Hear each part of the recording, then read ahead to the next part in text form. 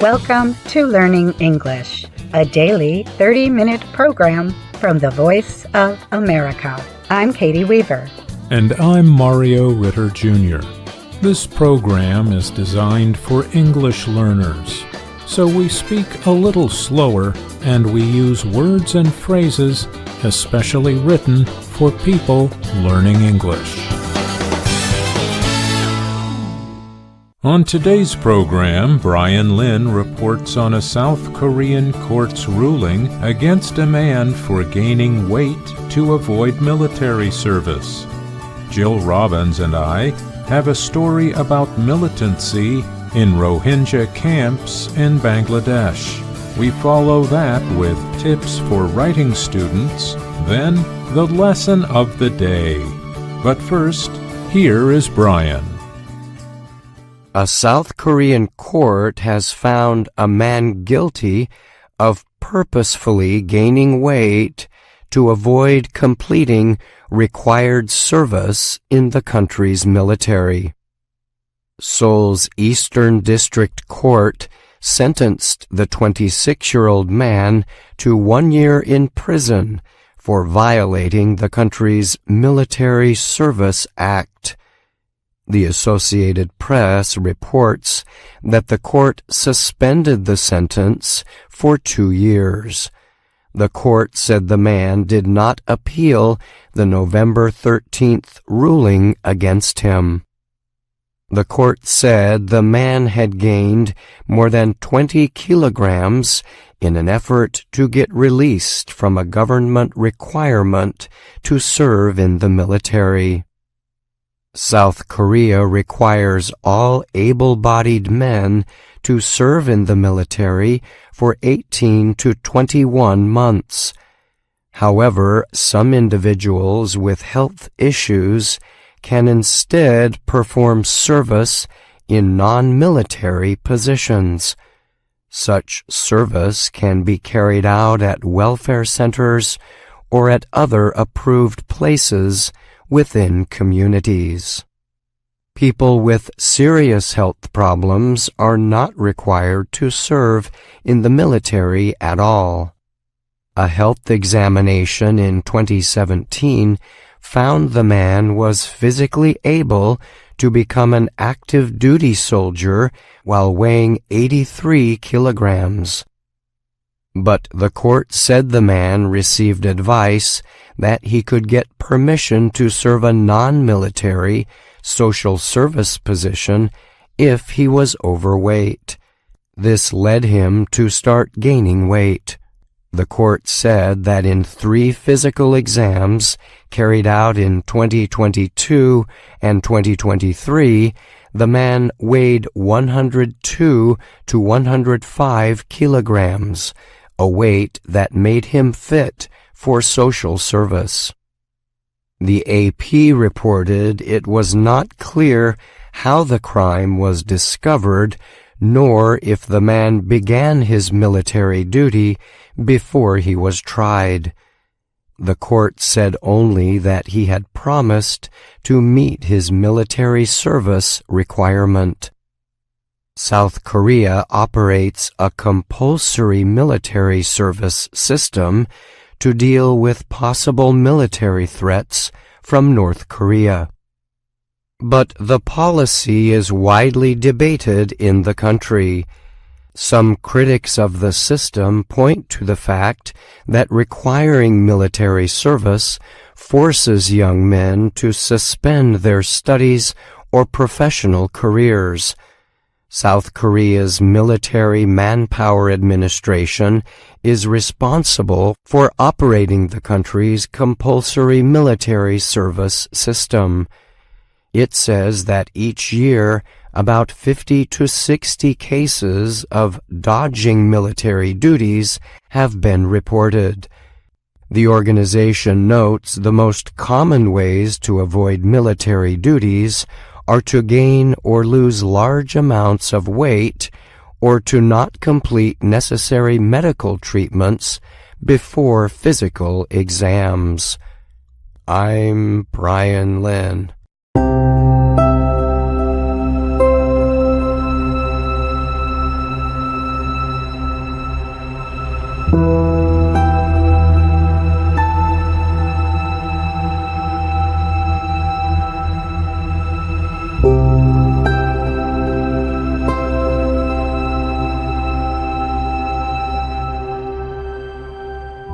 The Rohingya are an ethnic group from Myanmar. They have been displaced from that country, and many now live in some of the world's largest refugee camps in neighboring Bangladesh. Recently, Reuters news agency reported that thousands of Rohingya fighters are coming out of the camps and getting involved in conflicts in the area. Reuters spoke to people who said that between 3,000 and 5,000 fighters have joined armed groups. One example is 32-year-old Rafiq, who fled Myanmar in 2017. He left a huge refugee settlement in southern Bangladesh in July.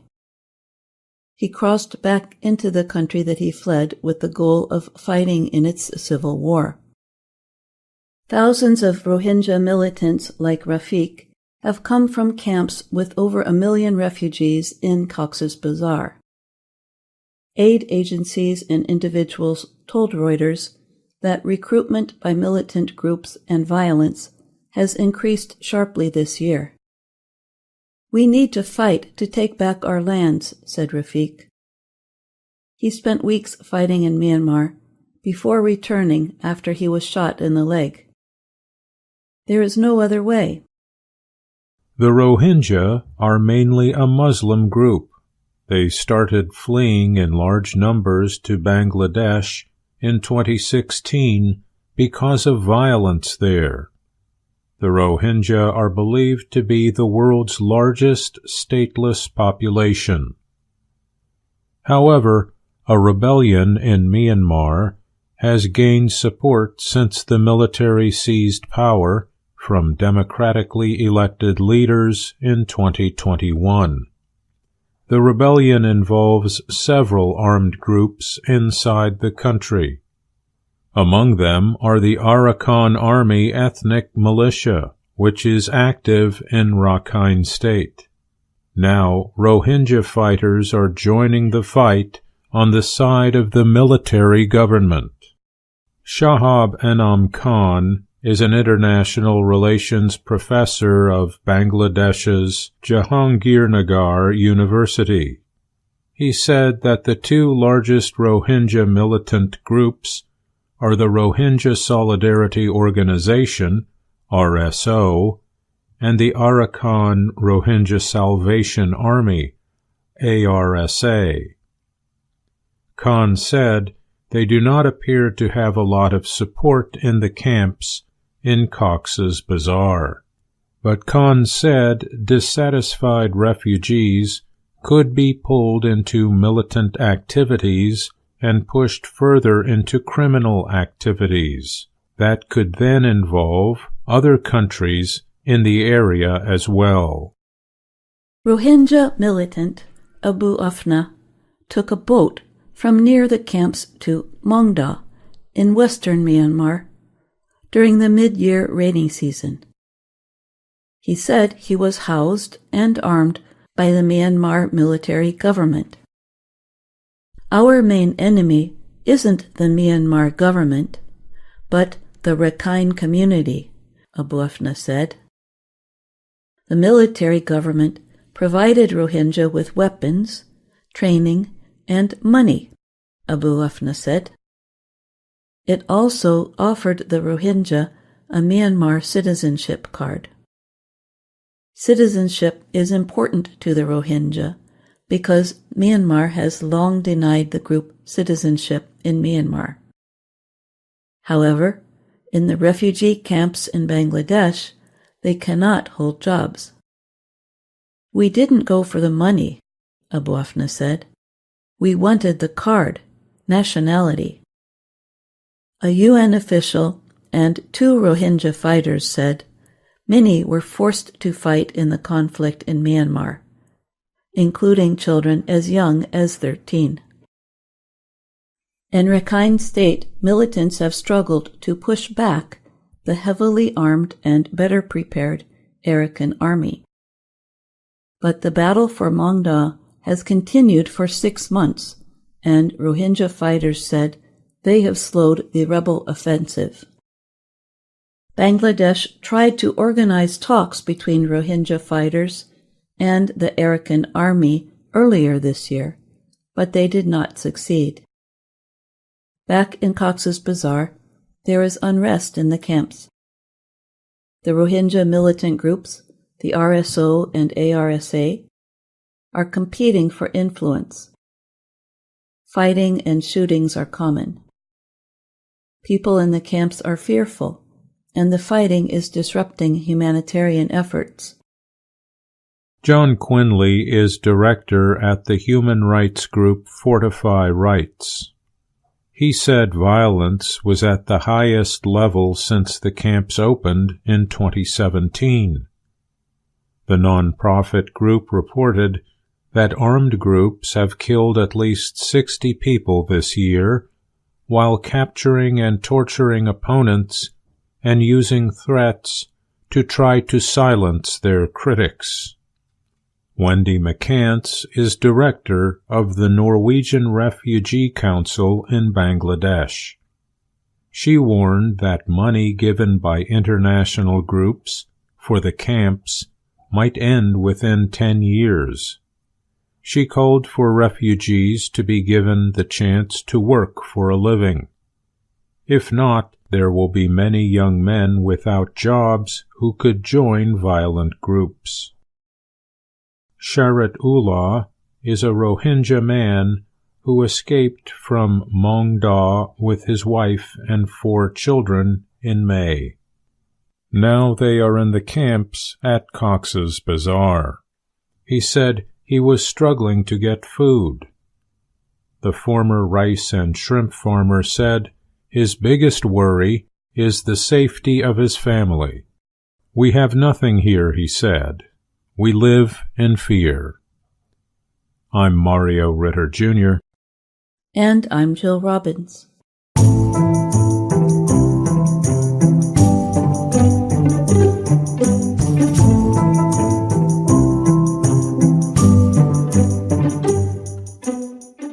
From VOA Learning English, this is the Education Report. Today, we continue our series of expert suggestions for academic writing. Our guest is Jennifer Ahern Dodson, Assistant Professor of the Practice in Writing Studies at Duke University in North Carolina. Ms. Ahern Dodson starts a conversation with both students and professors planning to write a paper or essay. She asks about their earlier writing experiences. Were they negative or positive? She advises that you are not alone if you have had problems with your writing. She says everyone struggles with writing. Writing is hard. All writers struggle at some point, and even if writing has come easy for you at some point in your work as a student, that eventually you're going to hit a roadblock. And so part of what I like to get folks thinking about, besides writing hard for everybody, is to really take a moment to think about their past writing experiences, and when the writing was going well, what was happening? When the writing wasn't going well, what was happening? She says most people's negative writing experiences happen because a very special formula is required for a paper, including an exact length. And so they primarily focus on and worry about what the final product has to look like how many pages of a research essay, or if it is second or third language, punctuation, grammar, making sure it gets communicated in the right language. And so focusing on the end makes it really hard to get started.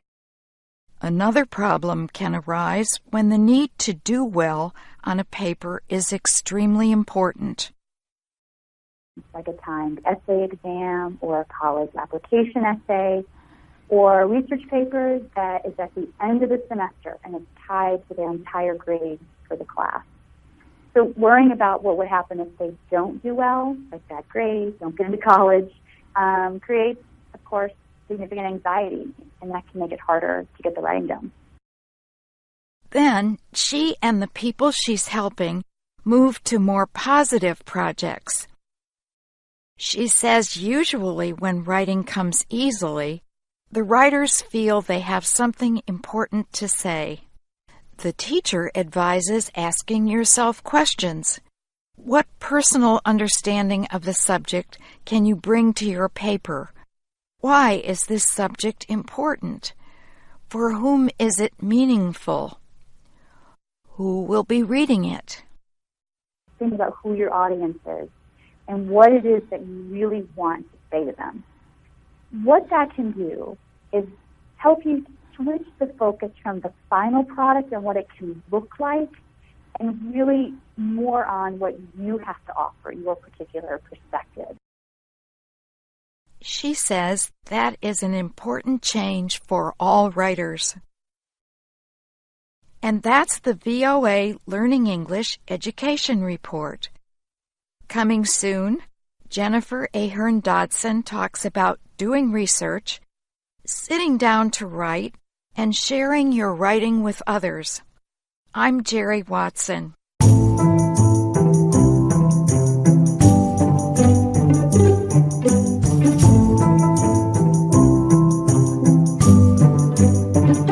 You are listening to the VOA Learning English podcast. Today we heard an education tips report with advice from an expert on student writing. Jill Robbins, of our Lesson of the Day, is with me now to talk about writing tips a little more. Welcome, Jill. Thanks, Mario. It's always nice to talk with you.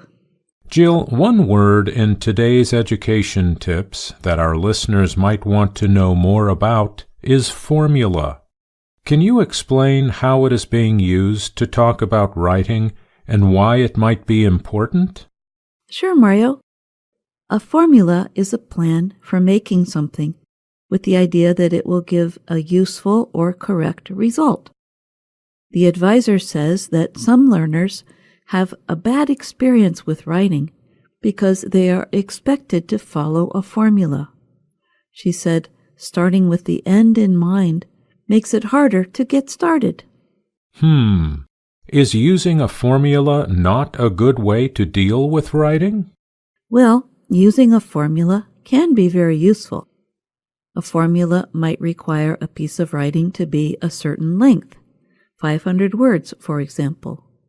The writing might need to include certain information that is necessary to explain its subject. What happened? Who was involved? When did it happen? If a subject is very complex, the writer might need to make choices about what to keep in and what to exclude. So, using a formula is not necessarily a bad thing. That's right. The advisor suggests thinking about who your audience is and what you want to say to them. That is a good way to start. Using a formula can ensure that your audience gets the information that they need in a recognizable form. Communication needs structure to work. That's a good point, Dr. Jill.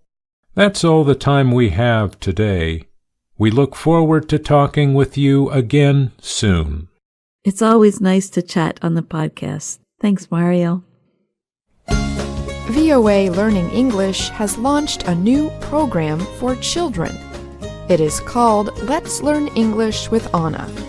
The new course aims to teach children American English through asking and answering questions and experiencing fun situations. For more information, visit our website, learningenglish.voanews.com.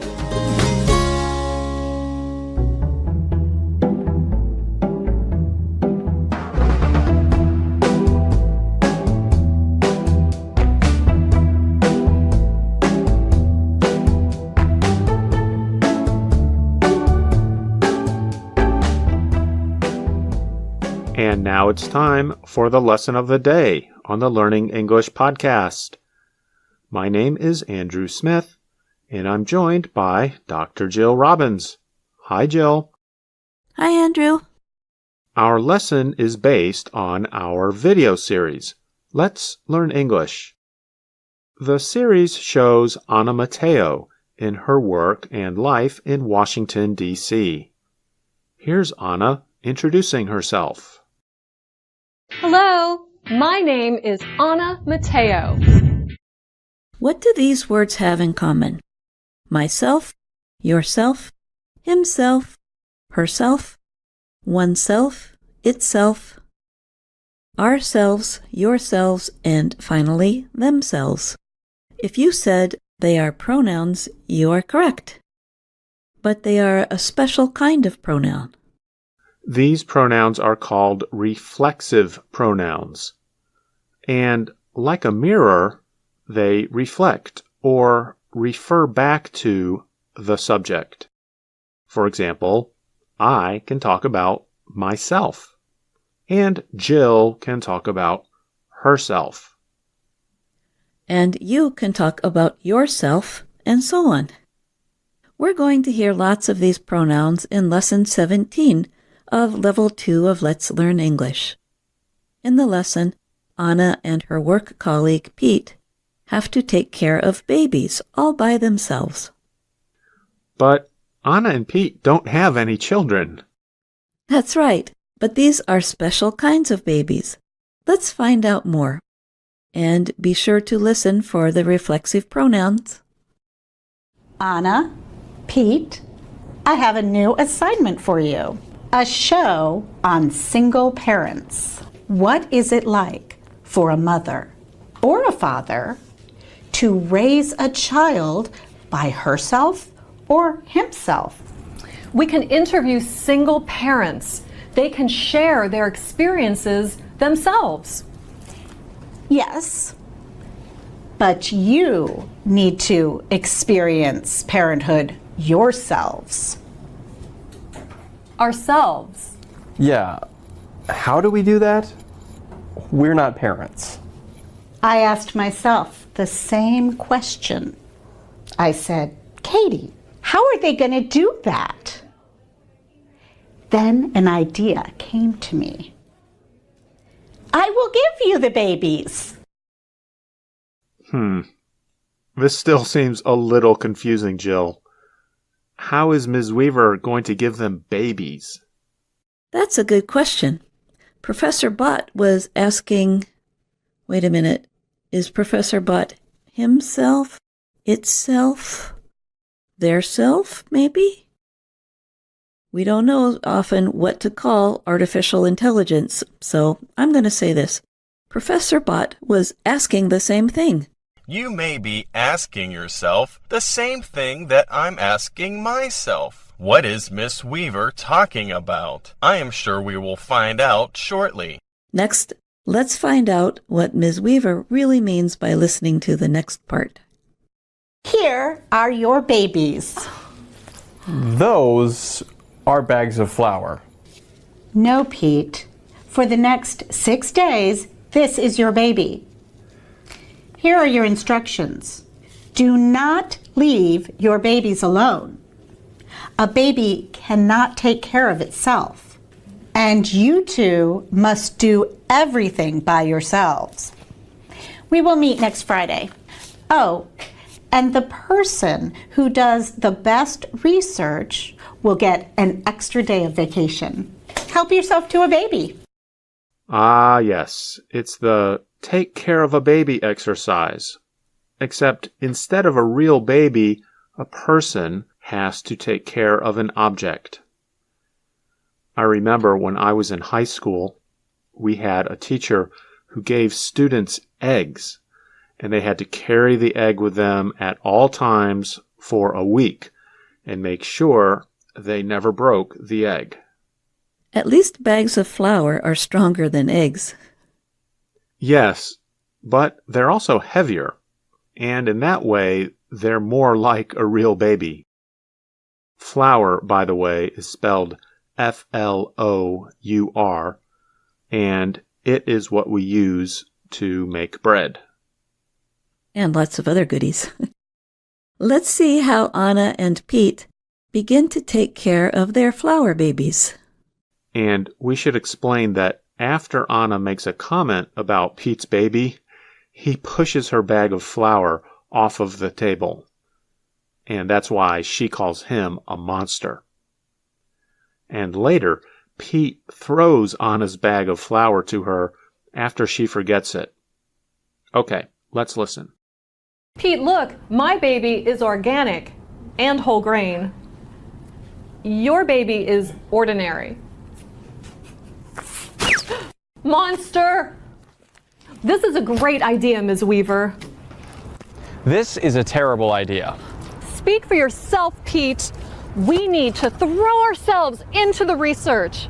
I'm starting right now. Hey, Anna. You forgot your baby. Come to Mama! Oh, good girl. Good girl. I think this is going to be a fun project for Anna and Pete. Now, let's talk about a few common expressions in English that use reflexive pronouns. Sometimes we say a machine can do something by itself.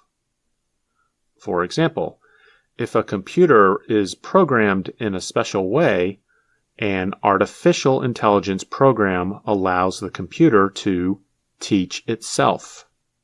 Or we can say a robot vacuum cleaner can vacuum the floor of a room by itself.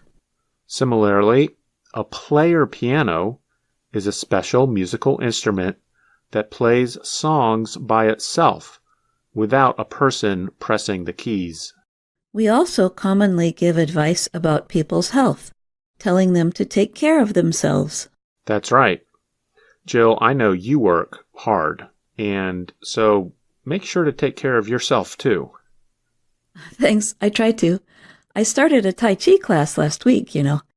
Oh, that's right. Well, I hope that is good for you. Also, in situations where we know that we or someone else must do work to get a job done, we say things like these examples. That paper's not going to write itself. That car won't fix itself. The wall's not going to paint itself. We use the word not, and then the verb and the reflexive pronoun itself.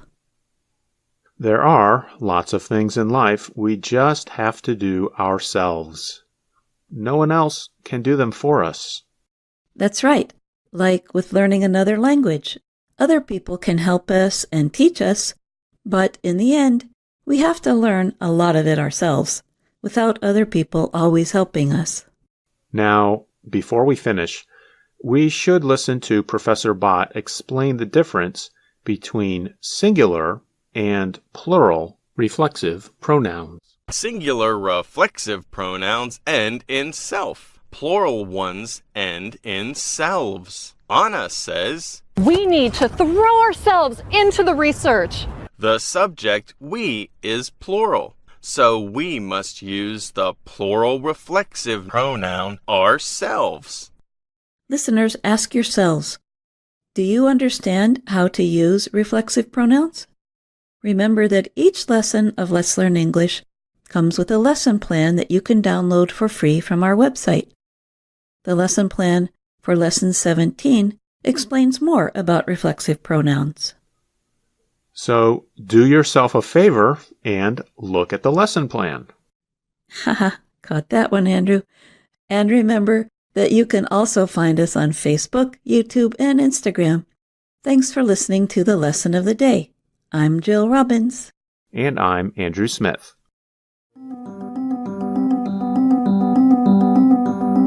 And that's our show for today.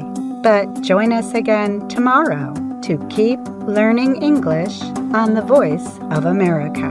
I'm Katie Weaver. And I'm Mario Ritter Jr.